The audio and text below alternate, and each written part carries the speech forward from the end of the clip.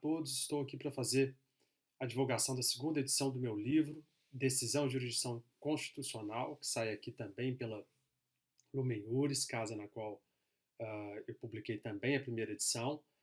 É um livro que vem agora renovado pelas diversas decisões que foram tomadas por cortes no mundo e pelo Supremo Tribunal Federal.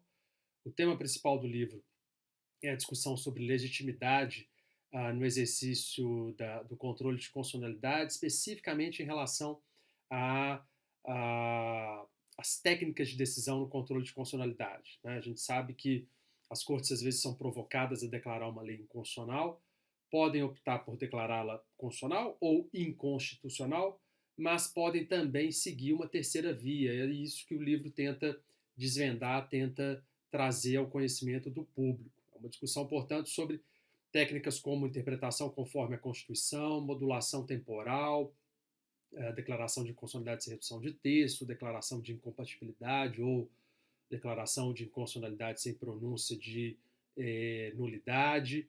O livro abrange também outras decorrências do exercício do controle, como que outros efeitos da decisão podem aparecer, como, por exemplo, em relação ao efeito vinculante, em relação ao efeito repristinatório.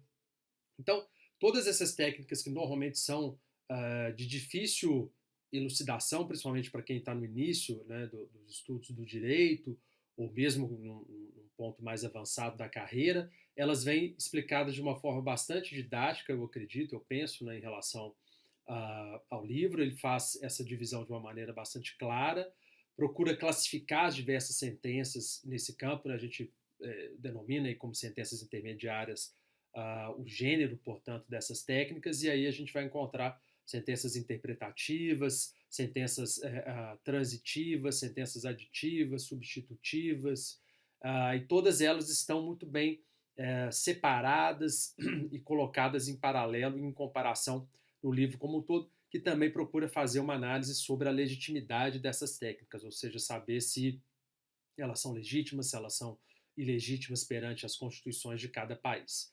É um livro que toca também no campo do direito comparado, ele tem um estudo muito voltado, portanto, para entender como algumas das técnicas apareceram nos Estados Unidos, na Áustria, na Itália, na Espanha, mas também em outros países que têm sido agora mais estudados pelos comparativistas brasileiros, né? Por exemplo, a Colômbia, a África do Sul. Algumas das decisões tomadas pelas cortes constitucionais desses países estão no livro também.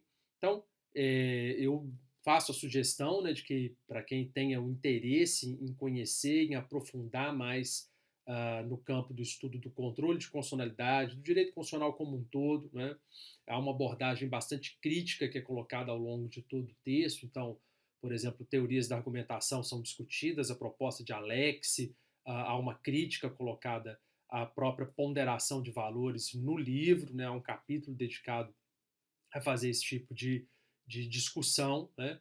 Há uma análise de inúmeras decisões, a gente tem mais de 200 decisões trabalhadas ao longo de todo o livro, então vocês podem verificar que não se trata apenas de uma abordagem teórica, é também uma abordagem empírica, e eu acho que o livro cumpre bastante a contento a verificação de todas essas técnicas e permite que o estudante do direito, o pesquisador do direito, o operador do direito, o promotor ou juiz, ele possa conhecer bem essas decisões. O livro já foi citado, por exemplo, no voto do ministro Barroso no Supremo Tribunal Federal. A gente acredita e continuou nesse trabalho de edição da segunda edição, inclusive incluindo decisões sobre a Covid-19, com o ímpeto de permitir que haja também um diálogo entre a academia e as instituições, sejam elas judiciais ou sejam instituições como, por exemplo, o Ministério Público. Então, eu acredito que é um livro para toda a comunidade jurídica e é um livro, sim, que tem uma leitura fluida, acessível, que permite o acesso a inúmeras decisões, a inúmeros campos aí do conhecimento do direito e da própria prática do direito no Brasil e no direito comparado. Então, fica aí a minha recomendação, a decisão de jurisdição constitucional, que está na sua segunda edição. Obrigado.